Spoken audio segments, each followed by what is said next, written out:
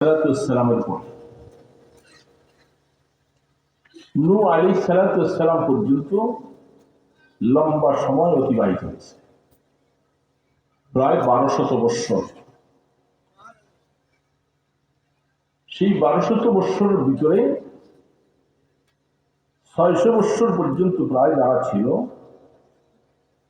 তারা দুনিয়া কি করে সাজাবে তাদের কাছে এরকম দ্বীনের দাওয়াত পৌঁছে নেয়। পরবর্তীতে 600 বৎসরের ভিতরে কিছু কিছু করে তাদের কাছে দ্বীনের দাওয়াত পৌঁছা শুরু করেছে। যখন হযরতে নূহ আলাইহিস সালাম আল্লাহ পাক তাকে নবুয়ত দিলেন, নূহ আলাইহিস সালাম 950 বৎসর দাওয়াত দিলেন। কত বৎসর? তার আগে গেল 1200 বৎসর, আর 9.5 কত বৎসর হলো?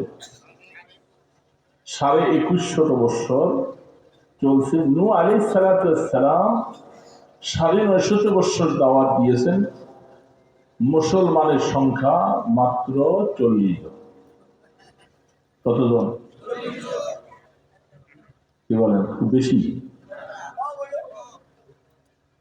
কমের কোন একটা হিসাব আছে? 950 বৎসর দাওয়াতের পরে মুসলমানের সংখ্যা মাত্র 40 জন। সংখ্যা খুব বেশি। আমি কয়েকটা কথা বলবো ভূমিকা হিসাবে, খেয়াল করে শুনলে আশা করি বুঝে আসবে। যাদের পেরেশানি আছে তারা 2 দিন ফাঁকি ফাঁকি উঠে যাবে। 40 জন মানুষ মুসলমান।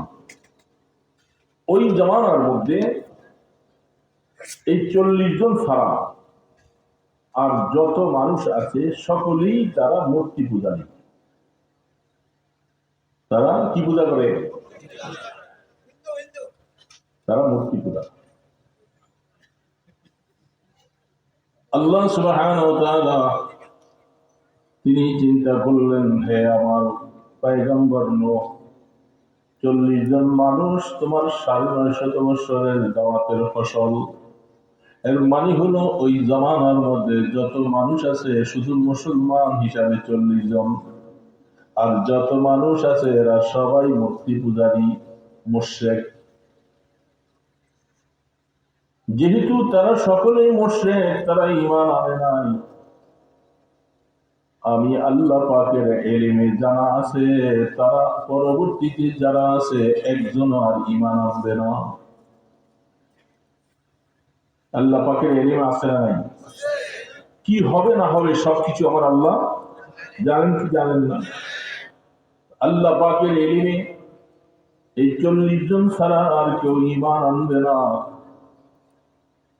তখন নূহ আলাইহিস সালামকে আল্লাহ পাক শিখিয়ে দিলেন, হে পয়গম্বর নূহ, আমি তোমাকে একটা দোয়া শিখিয়ে দিই, রব্বি লা তাযার আলাল আরদি মিনাল কাফিরিনা দাইয়ারা।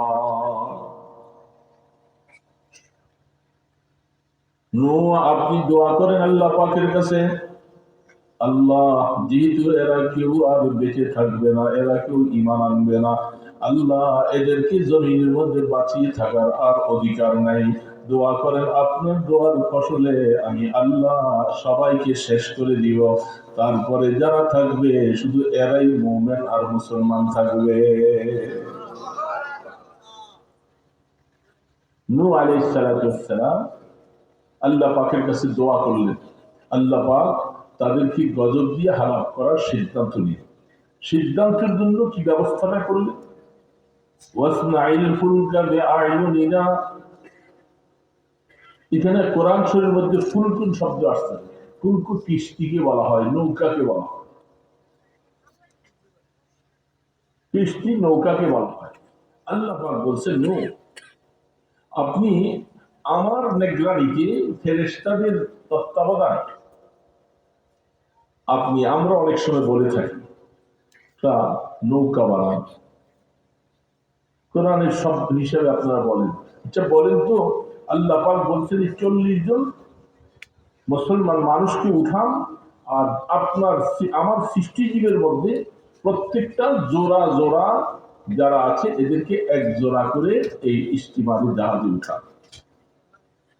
গরু, ছাগল, ভেড়া, বকরি, হাঁস, মুরগা, শিগাল, কুকুর, বাঘ, ভালুক, যত আল্লাহর সৃষ্টি আছে সমস্ত সৃষ্টির থেকে এক জোড়া করে, তার মানে একটা পুরুষ একটা, বলেন না, একটা পুরুষ।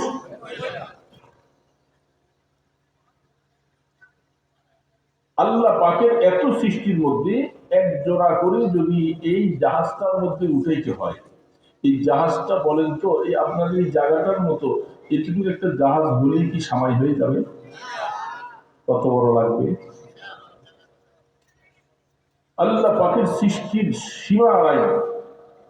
সেই সৃষ্টিগুলোর থেকে একটা জোড়া করে, এক জোড়া করে করে যখন উঠাবে আর 40 জন মানুষ, তাহলে স্টিমারটা কত বড়! শুধু কিস্তি আর নৌকা, শুধু জাহাজ নয়, এটা কত বড় জাহাজ, এটা আল্লাহ পাক ভালো জানে। এত বড় জাহাজ সেখানে আল্লাহ সুবহানাহু ওয়া তাআলা সবাইকে উঠালেন। সমস্ত কাফের মুশরিক যত আছে সবাইকে আল্লাহ পাক সারা পৃথিবীর বন্যা দিয়ে ধ্বংস করে দিয়েছে, সব ধ্বংস হয়ে গেল। নূহ আলাইহিস সালামের 3 ছেলে থেকে এই পৃথিবী আবার শুরু হলো। আবার সাম, হাম, ইয়াফাস, এই 3 সন্তান থেকে পৃথিবীর আবাদের সূচনা সেখান থেকে চলতে শুরু করলে অদ্যাবধি পর্যন্ত পৃথিবী আবাদ হতে লাগলো। আল্লাহ সুবহানাহু ওয়া তাআলা পয়গম্বর নূহ আলাইহিস সালামের সন্তানের মধ্যে, হে বাবা বুঝে নিবা, বাবা একজন নবী সন্তান কাফের, বাবা নবী সন্তান, নূহ আলাইহিস সালামকে নবী স্বীকার করল। নূহ আলাইহিস সালাম তাকে বারবার ডাকল, আসো তুমি আমাকে নবী স্বীকার করো এবং এই প্লাবন থেকে বাঁচার জন্য কিস্তিতে উঠো। কিন্তু সে বলছে সাবি ইলা জাবালি ইয়াসিমুনি মিনাল মা, এ আমার বাবা নূহ, শুনো, তুমি আমাকে ঈমানের দাওয়াত দিতেছ, আমাকে কালেমার দাওয়াত দিতেছ, এক আল্লাহর দাওয়াত দিতেছ, আর আমাকে ভয় দেখাইছো বন্যা যখন প্লাবিত হয়ে যাবে, তোমাকে ডুবিয়ে ফেলবে, তুমি বাঁচতে পারবা না। ছেলে বাবাকে বলতেছে, বাবা ধারণাটা আপনি ভুল করেছেন, আপনার সন্তান অনেক উঁচা, অনেক লম্বা, আমি যখন উঁচা লম্বা পানি যখন চলে আসবে পাহাড়ের চুটির মধ্যে গিয়া উঠবো, সেখান থেকে পাহাড়ের উপরে যখন দাঁড়াবে আমাকে বন্যার পানি নিয়ে প্লাবিত করতে পারবে না।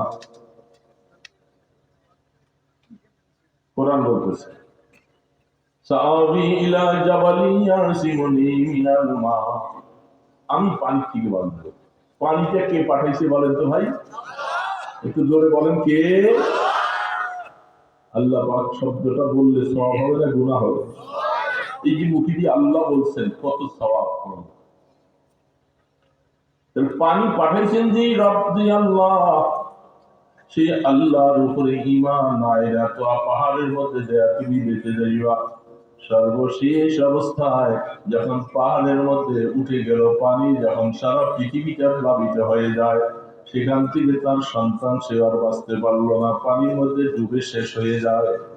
যখন ডুবতেছে তখন নূহ আলাইহিস সালাম ডাকছে, আসো, এখনো আসো, এখনো আল্লাহ পাককে আল্লাহ বলে, রব বলে স্বীকার করো, বাঁচতে পারবা, যতবা বাঁচা সম্ভব নয়। সেই সন্তানদের মধ্যে সে আর বাঁচল না। নূহ আলাইহিস সালাম ফিরে আবার নতুন করে প্রজনন ভূমিষ্ঠ শুরু হলো। 40 জনের মধ্য থেকে শুরু হতে হতে আজকাল সারা পৃথিবীতে কত মানুষ, কত সব 750-800 কোটি, 800 কোটি মানুষ সারা পৃথিবীতে। মুসলিমের সংখ্যা 150 থেকে 200, আর মূর্তি পূজারী, খ্রিস্টান, ইহুদি, নাসারা, বৌদ্ধিস্ট, এই সকলে মিলিয়া এবং যারা কোন ধর্ম মানে না, এই ধরনের সংখ্যা হলো প্রায় 500 কোটি থেকে 550। তাহলে মুসলিমের সংখ্যা বেশি না কম? কত কম? অনেক। নূহ আলাইহিস সালামের পরের থেকে এইভাবে যখন সারা পৃথিবীতে আবার নতুন করে মূর্তি পূজা শুরু হয়ে যায়, এটা বিশাল একটা ব্যাপার। মূর্তি পূজা কঠিন একটা বিষয়। বাবা মনে রাখো, তারা মূর্তি পূজা করে, তারা আল্লাহ বলে একজন আছে বিশ্বাস করে, কিন্তু বলতেছে এই মূর্তিগুলি আল্লাহর কাছে আমাদেরকে সুপারিশ করে মাফ করাই দিবে। নাউজুবিল্লাহ তো বলছেন, তারা তো মূর্তি পূজা করে আল্লাহ পাকের কাছাকাছি মূর্তিগুলি দেয়া তারা সুপারিশ করবে, মাফ পেয়ে যাবে। আমরা এক জাতি মুসলমান, কোরআন বলতেছে তোমরাও আল্লাহকে আল্লাহ বলে স্বীকার করো, নামাজ পড়ো, অনেক সময় আল্লাহ পাককে সেজদা করো, আবার তোমরাও বলো তোমার পীর তোমাকে বাঁচাবে, তোমার এই দরগাওয়ালা তোমাকে বাঁচাবে, তোমাকে ওই দরবারওয়ালা তোমাকে আল্লাহর সাথে একটু কাছে নিয়ে দিবে। এই আকীদা বিশ্বাস করনেওয়ালা, নামাজ পড়নেওয়ালা মানুষ আছে না?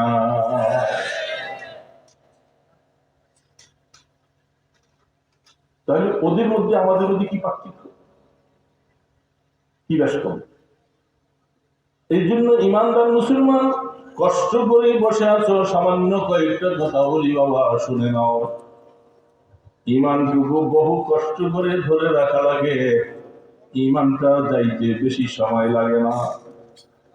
এমন কিছু কাজ আছে ওই কাজগুলি করলে অটোমেটিক ইমানটা চলে যায়। লা ইউকাযযিবুনা ইলাল্লাহ বলতেছে আমরা এই কৃষ্ণের কাছে, এই দরবারে, এই মাজারওয়ালার কাছে, তার কাছে যাই। আমরা যেহেতু ডাইরেক্ট অনেক সময় পৌঁছতে পারি না, আর এই বুজুর্গ পিসাবে সে আমাদেরকে আল্লাহর কাছে নিয়ে পৌঁছে দিবে, মাফ করে দিবে।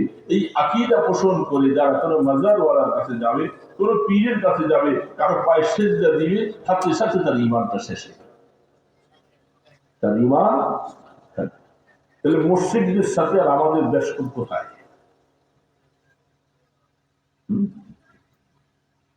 আল্লাহ সুবহানাহু ওয়া তাআলা কোরআন শরীফের মধ্যে আল্লাহ পাক বলছেন ওয়াবতাগু ইলাইহিল ওয়াসিলা। এই আয়াতটার ভুল ব্যাখ্যা দিয়া অনেক সময় আপনাদেরকে ধোঁকা দেওয়া হয়। মুসলমান বুঝে নাও ভাইরা, আল্লাহ পাক কোরআনে বলছেন হে আমার বান্দা বান্দি, আল্লাহ পাকের কাছ থেকে ক্ষমা নেওয়ার জন্য তোমরা উসিলা তালাশ করো, উসিলা বানাও। এই কথা শুনছেন কি শোনেন না আপনারা? শুনছেন। এই উসিলা অর্থটা কি? তাফসীর খুলে দেখেন, এটা আল্লাহ পাকের কোরআনের ভাষা। ওয়াবতাগু ইলাইহিল ওয়াসিলা, তুমি আল্লাহ পাকের কাছে ওসিলা তালাশ করো।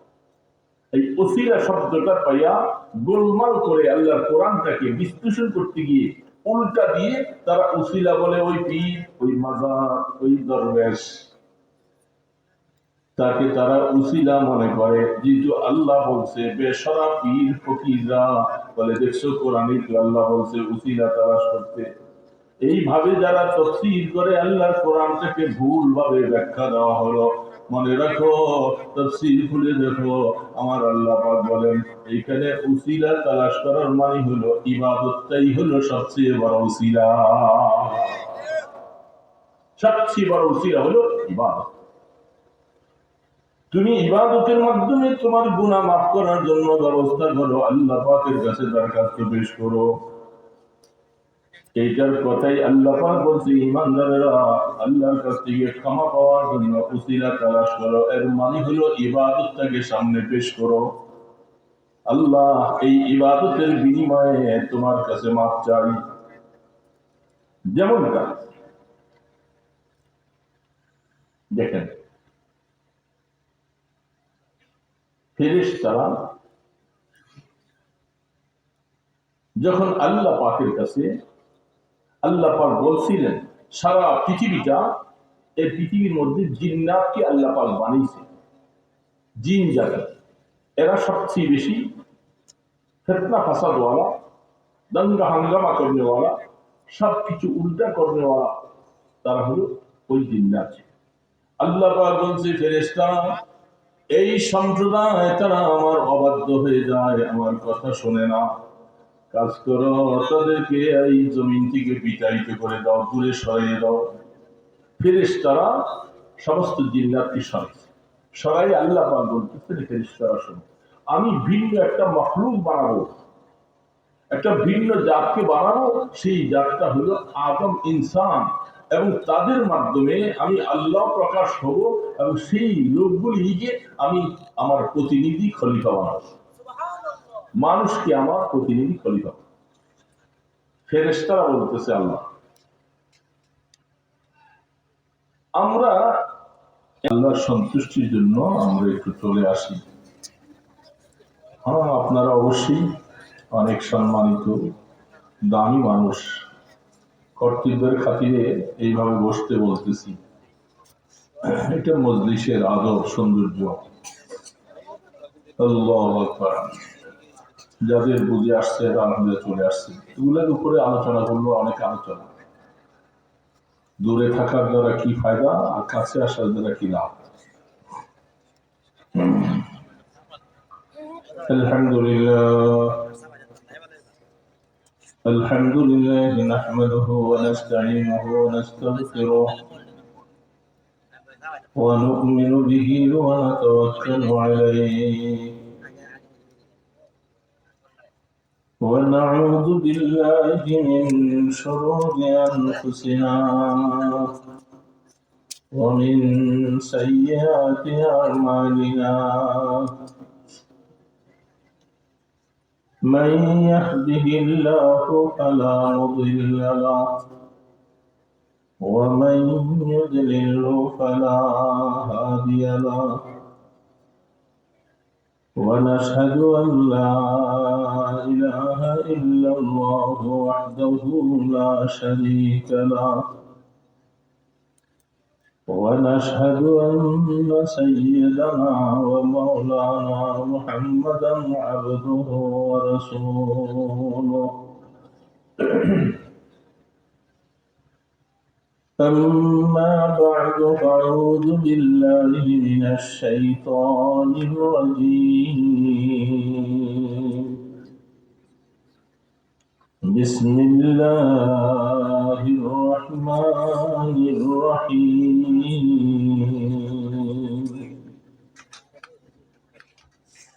وسارعوا إلى مغفرة من ربكم وجنة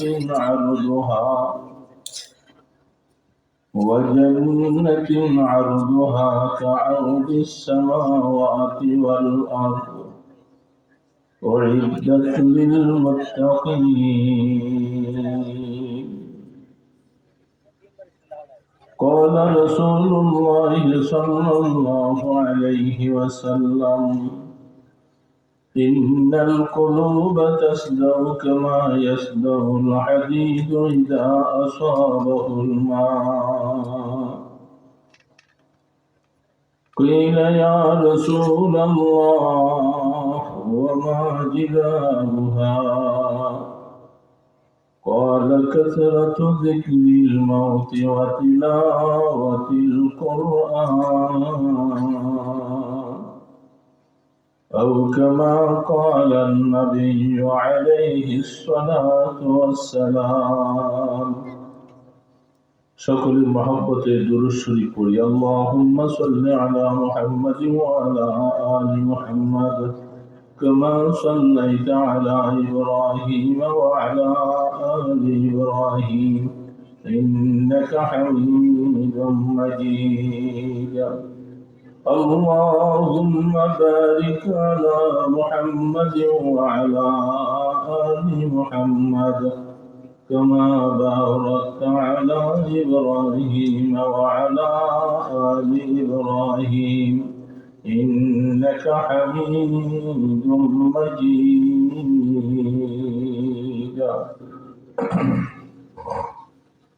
বক্তব্য হামিদ সুন্নাহ কওমি মাদ্রাসা ও মসজিদের উদ্যোগে হাফেজ ছাত্রদের পাগড়ি প্রদান উপলক্ষে ওয়াজ ও দোয়ার মাহফিলের সম্মানিত সভাপতি হযরত উলামায়ে কিরাম, মুরব্বিয়ান এযম, নিকার মুসলমান ভাইরা, অনেক আলোচনা শুনেছি। মনে রাখা দরকার অনেক সময় আলোচনাগুলি মনেও থাকে না। শেষ অবস্থায় আমি আপনাদেরকে সালাম দিয়ে দোয়া নেবার জন্য সামনে বসেছি। আল্লাহ পাকের কালামে মজিদ থেকে ছোট্ট একটুকু আয়াত তেলাওয়াত করছি। অগণিত অসংখ্য হাদিসে পাক থেকে ছোট্ট একটা হাদিস তেলাওয়াত করেছি। আল্লাহ পাক অল্প সময় এর উপরে কিছু কথা বলার তৌফিক দান করেন, যে কথাগুলি আমাদের সকলের ইহকাল এবং পরকালের সামান হবে। দিনে আলোচনার মজলিসগুলি এটাও একটা সবকের মতো, ক্লাসের মতো। যেহেতু আমরা অনেক সময় সবকে বসতে পারি না, কোরআনের তাফসীরগুলি দেখতে পারি না, হাদিসগুলিও বুঝে আসে না, এই জন্য মাহফিল করে করে উলামায়ে কেরাম, আমাদের গায়রে আলেম ভাই যারা আছে বিশেষ করে, তাদেরকে হিদায়াতের কথাগুলি শোনানো হয়। আমরা যেহেতু সকলে এক পথের পথিক, প্রত্যেকে আমরা কবরের যাত্রী হব, ঠিক না? কেউ কি বাঁচতে পারবো? এই জন্যই দিনী আলোচনা শোনা চাই, দিনী আলোচনা শুনতে আগ্রহ থাকা চাই। আপনাদেরকে ডাক দিয়ে একটু কাছে দিকে বসাইছি, কষ্ট পাইছেন মনে? আলোচকের কাছে থাকা এবং বিশেষ করে উলামায়ে কেরামদের কাছে কাছে থাকে, একটা আলাদা স্পেশাল একটা বরকত আছে। দূরে বসলে সেই বরকত পাওয়া যায় কম, যার কারণে ছাত্ররা ওস্তাদের কাছে কাছে বসে সবক শোনায়, সবক শুনে। দূরে থাকার দ্বারা ফায়দা কম। যারা অনেক সময় দূরে বসে বসে মাইকের আলোচনা শুনছে, তারাও কিন্তু কথা আপনাদের মতো শুনতেছে, কিন্তু আপনারা যে ফজিলত পাবেন তারা সেটা পাবে না। কেন? এই মজলিসের মধ্যে মাহফিলটা যতক্ষণ চলতে থাকে ততক্ষণ আল্লাহ পাকের নিষ্পাপ ফেরেশতারা বেষ্টনী দিয়া থাকে। বিশ্বাস হয়, আমরা তাদেরকে দেখি না, কিন্তু ইয়াকিন করা লাগবে। আল্লাহ রাসূল বলছেন এখানে আল্লাহ মাসুম ফেরেশতারা চতুর্দিকে আছে এবং সেখানে তাতানাজ্জালু আলাইহিমুর রাহমা সাকিনা, আল্লাহ পাকের তরফ থেকে রহমত এবং সাকিনা, শান্তি নাজিল হয়। এই জিনিসগুলি যারা দূরে বসে থাকবে সেটা পাবে না, ফেরেশতাদের বেষ্টনীর ভিতরে পাবে না, সেই রহমত আর সাকিনা তাদের ভাগ্যে দেবে। এই জন্য যারা আমরা এখানে বসেছি, অল্প সময় কথা হবে, লম্বা নয়। হেদায়েতের প্রতি সকলে আমরা মুহতাজ। আমাদের সাথে এই কথাগুলি আলোচনা হয় কেন? প্রত্যেককেই মৃত্যুর দুয়ারে যেতে হবে এবং আখিরাতমুখী হওয়া লাগবে। সেই সমস্ত ব্যাপারগুলি পরামর্শ করা, কি করে আমরা কিয়ামতের ময়দানে আল্লাহ পাকের কাছে নাজাত পাইতে পারি। এই তামান্না সকলের আছে না? তিনজনে বলছেন, বাকি ওরা তো বলেন নাই।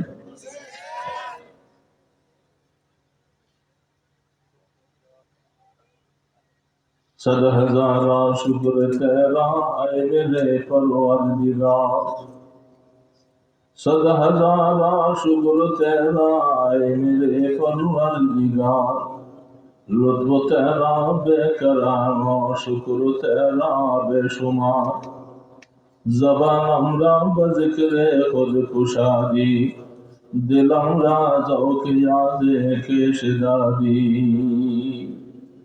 আল্লাহর আরেকটা বলে, আল্লাহ তুমি যে আমাকে মানুষ বানাইছো, আমাকে একটা বুদ্ধি দিয়েছো, আকল দিয়েছো, চক্ষু দিয়েছো, চলার শক্তি দিয়েছো, কত আইটেমের রিজিক খাওয়াচ্ছ, এত নেয়ামত গুলি পাওয়ার পরে আমি তোমার কি শুকর আদায় করব? শুকর আদায় করার মতো ভাষা তো নেই। এই জন্য তুমি আমাকে জবান দিয়েছো, আমি যেন জবানটা খুলে তোমার নেয়ামতের শুকর আদায় করতে পারি, আলহামদুলিল্লাহ বলতে পারি, সেই তৌফিক তুমি দান করো। বলেন আলহামদুলিল্লাহ। আল্লাহ পাকের নেয়ামত হিসাব করা যাবে না, হিসাব করা যাবে। আল্লাহ সুবহানাহু ওয়া তাআলা আমরা যারা এখানে বসছি হিসাব করো, সামনে আগামী 100 বছরের ভিতরে এখানে আমরা কেউ থাকবো, কি বলেন ঠিক না? কোথা থেকে আসলাম, কেন আসলাম, কোথায় যাব, যত চিন্তা করার বিষয়। আল্লাহু আকবার। আজকে যারা আমরা এখানে বসছি, আমরা 100 বছর পরে আর কোথায় যাব? বলেন কোথায়? এর মধ্যে কি কারো সন্দেহ আছে? যারা কবর বিশ্বাস করে না, আখেরাত বিশ্বাস করে না, এদেরকেও মরা লাগবে কি লাগবে না?